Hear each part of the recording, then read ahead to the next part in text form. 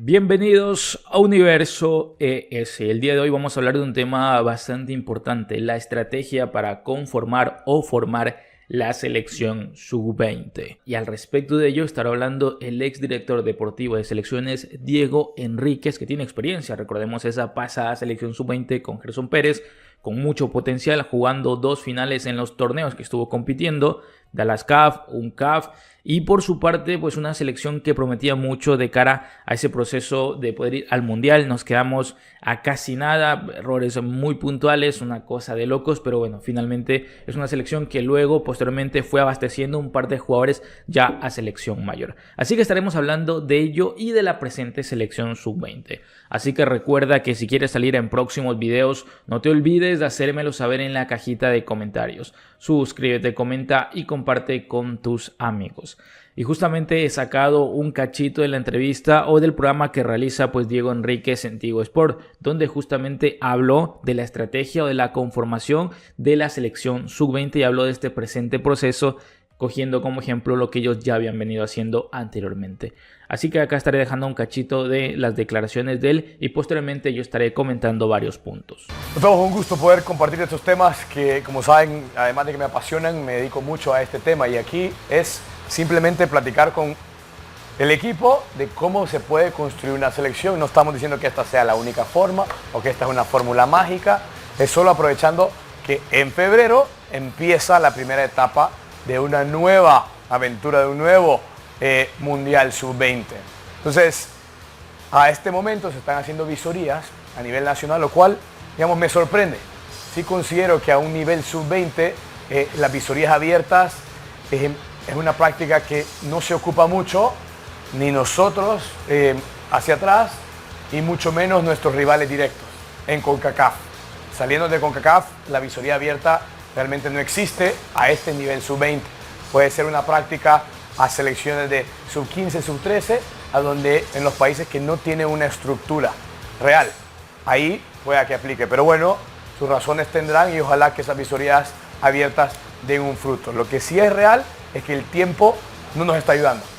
En el pasado octubre se hizo el sorteo y ya vamos a ver más adelante con el equipo con quién nos toca jugar, que es, digamos, una buena noticia porque empieza en una etapa que se juega solo con islas. No significa que vaya a ser regalado o fácil, pero no jugamos todavía contra rivales de Centroamérica o Norteamérica o el Caribe, fuertes del Caribe, perdón, llámese Jamaica y Trinidad, que no entran todavía en esta etapa. Entonces, estamos un poco atrasados en el tiempo y la forma en que lo estamos haciendo pueda que no nos ayude a agilizarlo. ¿Cómo puede hacerse? Voy a dar un ejemplo de la última sub-20 que se construyó. Esta sub-20 la trabajamos con talentos de nuestra estructura actual, llámese jugadores que estaban ya en primera división y jugadores que estaban en reserva y siendo juveniles de segunda. A eso le agregamos los mejores talentos que encontramos en visorías de academias de MLS. Estas no eran visorías abiertas, se iba directamente a visitar jóvenes en torneos de sus equipos de MLS.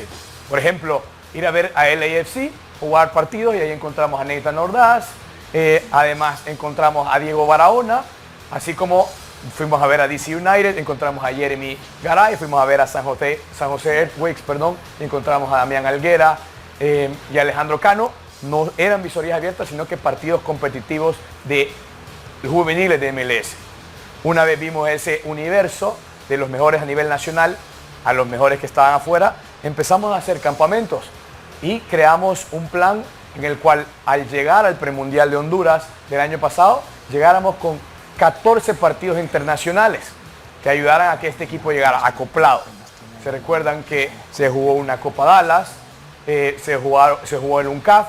Adicional, jugamos con Guatemala y México, partidos amistosos que nos ayudaron a que el cuerpo técnico realmente decidiera esos últimos 20, que es difícil llegar a esos últimos 20. Entonces, esa es una figura de la que se puede ocupar, que no dudo que ya sea Diogo y el cuerpo técnico de Manu tenga acceso a esa estrategia, ¿no? Juan Carlos Serrano estuvo y fue parte de este proceso que estoy comentando. Además, dirigió la última sub-17, que estuvo y llegó al último partido para clasificar al Mundial, que perdió contra México. Entonces, estoy seguro que tienen muchos insumos para poder agilizar esto y poder empezar los campamentos y tener a los mejores jugadores de 2005-2006 de primera división, de reserva, juveniles de segunda división y los mejores de academias de MLS, para que este proceso a febrero pueda llegar, no sé si va a llegar con 10, 12 partidos internacionales, pero al menos que pueda llegar con 4 o 5, se encuentre esa clasificación y después pasemos a la última etapa donde sí nos encontramos con Costa Rica, Honduras, Guatemala, Estados Unidos, Jamaica, Canadá, México, que esa sí va a ser ya la hora de la verdad. Así que ahora vamos a discutir un poco más a detalle con el equipo de las posibilidades de los jóvenes actuales que pueden ser parte de esta selección sub-20.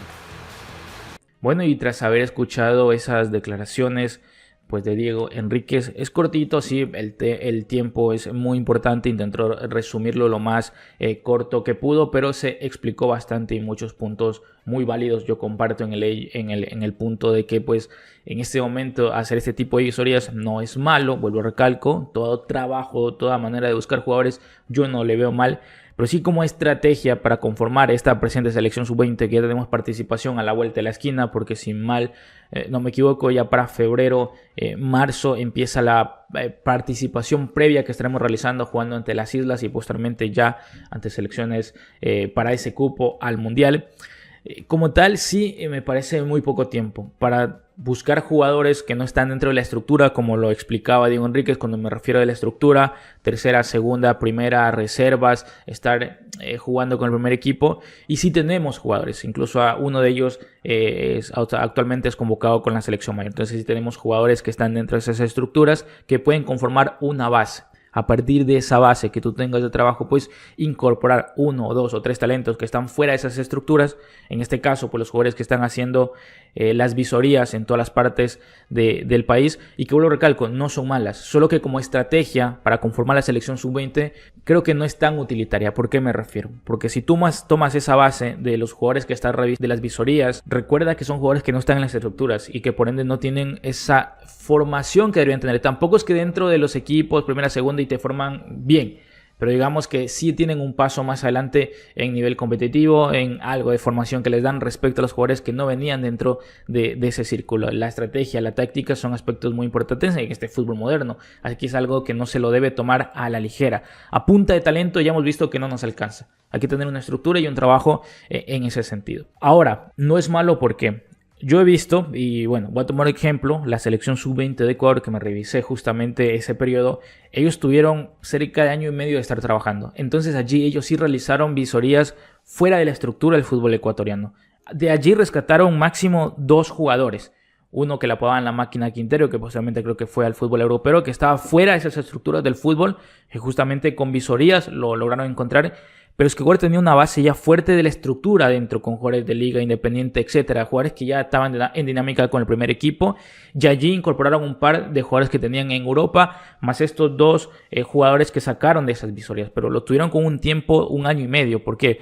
Porque está bien que se hagan este tipo de visorías, pero no te va a dar el tiempo para que este jugador que está en esas visorías les enseñes táctica, les enseñes, por ejemplo, al extremo qué hacer cuando tu volante se mete a interiores, dónde tiene que ir, cómo tiene que levantar centros, cómo moverse respecto a los movimientos de los demás jugadores, sus compañeros y del equipo. Todo eso en 1 o 2 meses no les vas a poder explicar. Creo que la manera correcta es, como lo decía Diego Enríquez, es de esa estructura, jugadores de primera, de reserva, de segunda, sacar. Aparte tienes la pasada selección sub-17, que igual de forma ahí tienes jugadores dentro de la estructura que pueden conformar tu base. Después de eso sí trabajar y ahí incorporar 1 o 2 jugadores de esas visorías y por supuesto traer los jugadores legionarios, que son los que te dan un cachito, un salto de calidad a nivel estratégico. Por talento yo no diré nada, porque dentro del fútbol salvadoreño hay mucho talento, pero por condición táctica sí el jugador de fuera está mejor formado y eso es una realidad, la quieras ver o no. Así que bueno, sin más, yo me despido. Chao, chao.